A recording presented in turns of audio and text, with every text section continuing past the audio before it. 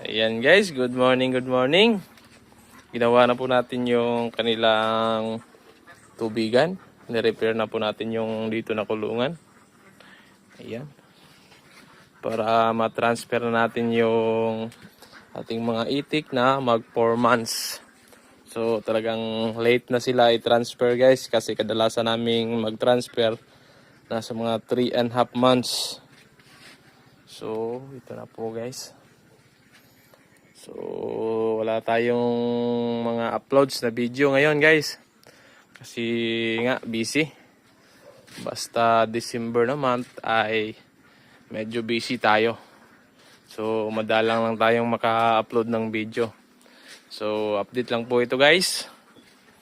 Ayan. Ito yung mga itik natin na 8 months old. Ayan.